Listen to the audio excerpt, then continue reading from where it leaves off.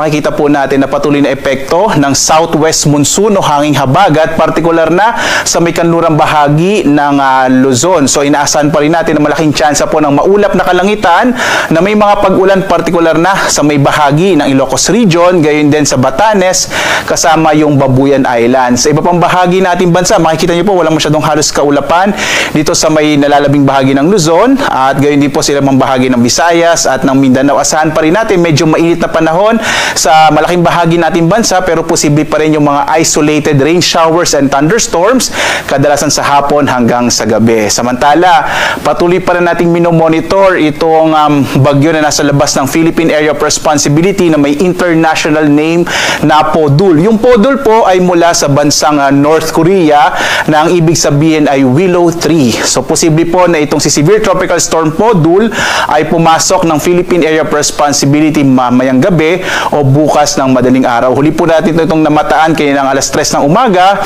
nasa 1,875 km east ng extreme northern Luzon. Taglay yung pinakamalakas na hangin, nasa 110 km per hour malapit sa gitna. Pagbugso na sa 135 km per hour. Kumikilos pakanluran sa bilis naman na 15 km per hour. So narito po yung latest forecast track ng bagyong Podul. Makikita po natin sa latest track ng bagyong Podul, posible nga pong pumasok ito ng Philippine Area of Responsibility mamayang gabi o bukas ng madaling araw.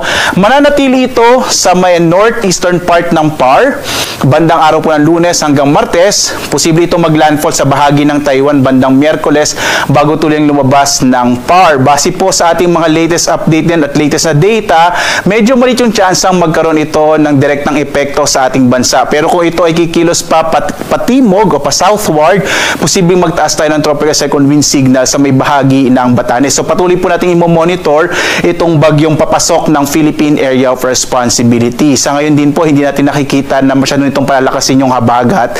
Kaya in general po, makikita pa rin natin yung mga generally fair weather sa malaking bahagi ng bansa sa mga susunod na araw.